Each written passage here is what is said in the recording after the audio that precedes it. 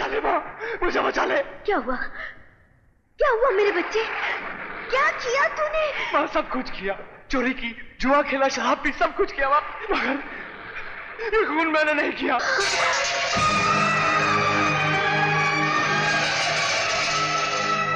ये क्या कह रहा है तू?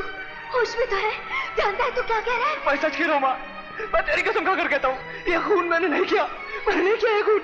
मुझे बचा ले माँ, वो मुझे गिरफ्तार करने आ रहे हैं। कौन?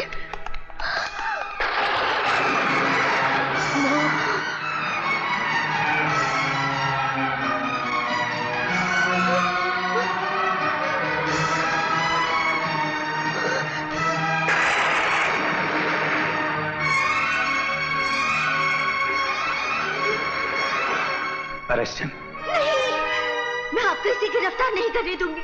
कुछ नहीं किया इसने। आप ये सोच भी कैसे सकते हैं कि हमारा बेटा किसी का खून कर सकता है?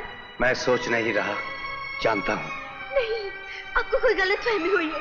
देखिए, देखिए जरा इसकी हालत। क्या खूनी ऐसे होते हैं, ऐसे दिखाई देते हैं?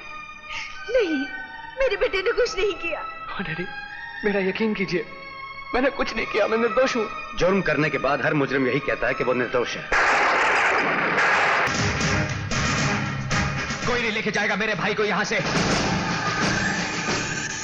कानून के मामले में दखलमंद तो देवा।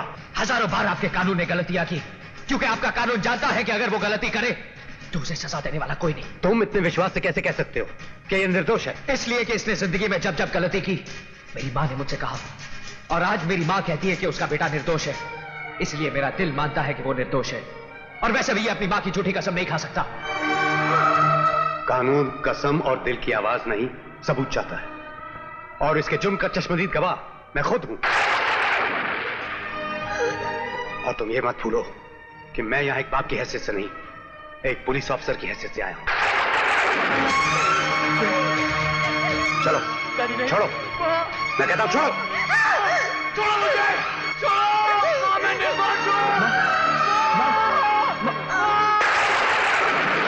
एसीपी सिद्धार्थ,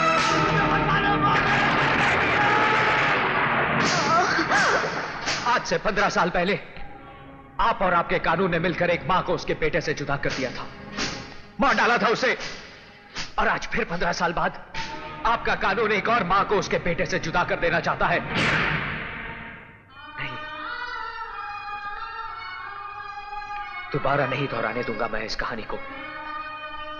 ना इस मां को मरने दूंगा, ना उसके बेटे को फांसी चढ़ने दूंगा।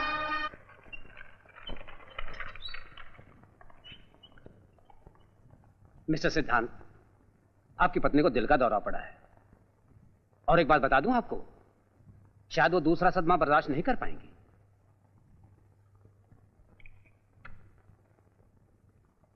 मां, ले दवा खा ले। देवा, मुझे दवा नहीं, मेरा बेटा चाहिए। जब तक मेरा बेटा घर नहीं लौटेगा, मैं दवा नहीं खाऊंगी। मां, वो जल्दी वापस लौट आएगा, लेकिन जानती है मां, वापस आने के बाद वो तुझे इस हाल में देखेगा तो कितना गुस्सा होगा। वो मुझसे पूछेगा कि मेरे जाने के बाद मेरी बीमार मां का ख्याल तक नहीं रखा तूने। तो क्या जवाब दूंगा मैं उसे? फिर वो मेरा गिरबान भी पकड़ेगा ना, तो भी मैं उसे हटा नहीं पाऊंगा। चल, दवा खा ले।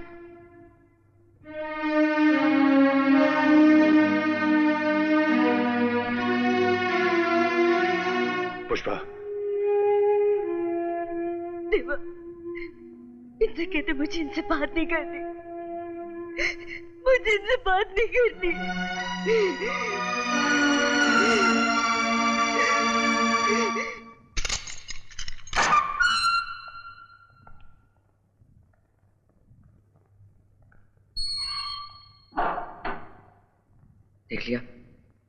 देख लिया अपनी बुरी संगत का नतीजा। कहां पहुंच गया तू तो बहुत खुश हो रहा होगा ना देवा। तेरे रास्ते का सबसे बड़ा कांटा खुद ब खुद ही हट गया। मां कहती थी कि करण तुझे एक दिन जरूर समझेगा, लेकिन आज मुझे विश्वास हो गया कि मेरे लिए तेरा दिल कभी साफ नहीं हो सकता। मैं यहाँ खुशियां मनाने या तेरी हालत पर हंसने नहीं आया, बल्कि तेरी मदद करने आया हूं। मदद? मेरे फांसी के फंदे के लिए रस्सी लाया क्या? सुन, और आज गौर से सुन। बचपन से लेकर आज तक सिर्फ मेरे दिल पर जख्म लगाए हैं तूने। सारी जिंदगी सिर्फ मुझे जलील करता आया है तू। अगर कोई मुझसे पूछे कि इस दुनिया में मेरा सबसे बड़ा दुश्मन कौन है, तो मैं कहूंगा तू। सबसे ज्यादा नफरत मैं किससे करता हूं, तो मैं कहूंगा तुझसे। लेकिन मैं तुझसे इतनी नफरत नहीं करता जितना मेरी मां तुझसे मोहब्बत करती है। और आज इसी मोहब्बत की खातिर मैं अपना सारा गुस्सा, सारी नफरत भूल आया हूं। तो मुझे अपना दुश्मन समझ या सुन, लेकिन मैं तेरी जान जरूर बचाऊंगा, अपनी जान पर खेलकर भी, कि मेरी मां जिंदा रह सके।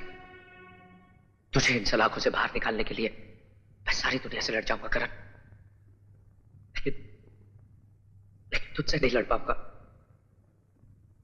भाई। अगर तू मेरी मदद नहीं करेगा ना, तो मैं हार जाऊंगा भाई। भाई,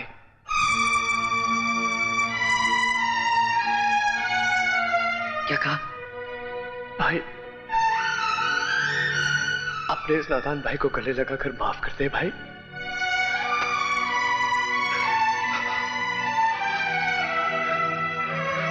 भाई, मैंने ये खून नहीं किया, मैं बेगुनाह हूं। मुझे बचा ले भाई, मुझे बचा ले।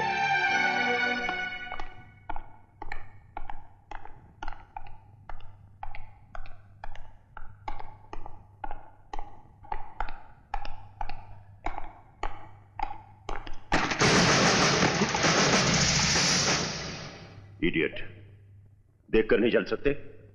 यही सवाल मैं भी तो आपसे कर सकता हूं। बड़ों से बात करने की तमीज नहीं है तुम में? जिन बड़ों को छोटों से बात करने की तहजीब ना हो, उनसे मैं ऐसे ही बात करता हूं। नजर नीची करके बात करो। हमारे जूते की धूल के बराबर पे नहीं हो तुम। धूल भी अहंकार पसंद नहीं करती।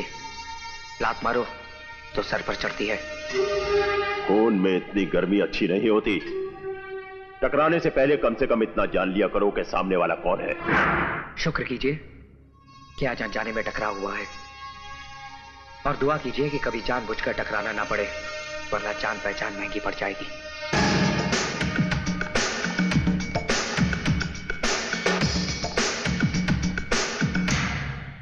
Rajiv uncle. Hello uncle. Hello Niranjan, तेरे डैडी आए हैं। Hi dad. निरंजन, कैसे हो बेटा? डैड, आपके होते मुझे क्या तकलीफ हो सकती है? बस एक ही प्रॉब्लम है अंकल, यहाँ पड़े पड़े इसी तरह खाते रहे ना तो वजन खूब बढ़ जाएगा हम लोगों का। डोंट वरी बॉयज, तुम सब जल्दी रिहा हो जाओगे। आई नो डैड, मुझे आप पर पूरा भरोसा है। मेरे डैडी जो कहते हैं वो करके दिखाते हैं। यू आर राइट माय सन।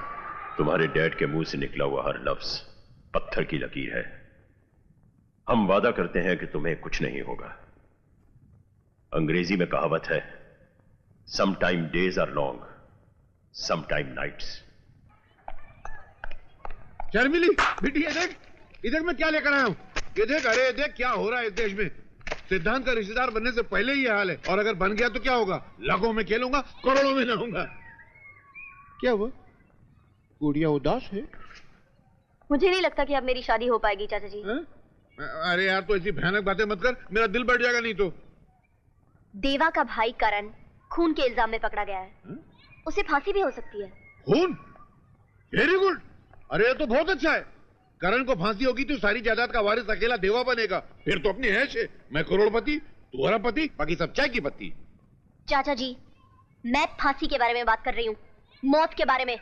जिस घर में मौत होगी उस घर में शादी हो सकती है क्या? नहीं, मगर मैं तो ये रिश्ते को बेच चुका हूँ। अगर ये शादी नहीं हुई तो मेरे को बहुत पड़ेगी यार। तेरे जैसे शरीफ आदमी को रेप केस में फंसाया, वो भी बुढ़िया के। मारो इसे। अरे मारो। अरे पहलवान! क्या हुआ चाचा जी? क्या हुआ चाचा जी? क्या हुआ? ओ नहीं नहीं, मैं ऐसी सोच रहा था कि बेटी ये शादी हो जाना बहुत जरूरी है, क्योंकि अगर ये शादी नहीं हुई तो जिंदगी भर तेरी शादी नहीं हो पाएगी। क्यों? यार तू खुद सोच, अगर करण को कुछ हो गया तो वो अकेला थोड़ी मरेगा। उसके सदमे में उसकी माँ भी मर जाएगी, मतलब डबल डबल मौत हो जाएगी। बेटी, जिस घर में तेरे कदम रखने से पहले दो दो मौतें हो जाएंगी, फिर वो घर तुझे अपनी बहू बनाएगा? अरे वो क्या, दुनिया का कोई घर तेरे को अपनी बहू नहीं बनाएगा। बेटी, इसलिए करण को बचाने के लिए हम दोनों को देवा की मदद करनी पड़ेगी। मुझे भी तुम लोगों की मदद की जरूरत है शर्मीली। करण के जिस दोस्त बबलू को मैं ढूंढ रहा हूं, पता चला है वो एक 3 स्टार क्लब में छुपा हुआ है। चूहे को फंसाने के लिए जिस तरह पिंजरे में पनीर का टुकड़ा लगाना पड़ता है, उसी तरह इस हरामजादे को बाहर निकालने के लिए हमें भी कुछ खेल तमाशा करना पड़ेगा।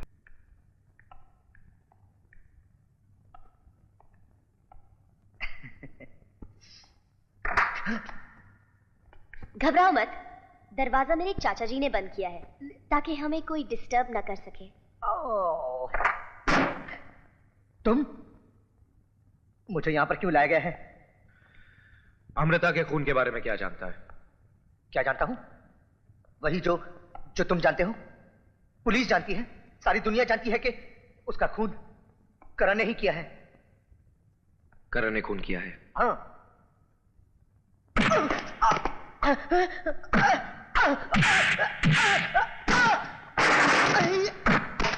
हरामजादे, खून होने से पहले तुझे कैसे पता चला कि खून होने वाला है? क्या मतलब? पुलिस को फोन तू नहीं किया था ना खून होने से पहले? वो इसलिए कि उन दोनों का बहुत जबरदस्त झगड़ा चल रहा था। तो तूने बीच बचाव क्यों नहीं किया? तू तो करण का दोस्त था ना? वो मैं बोल!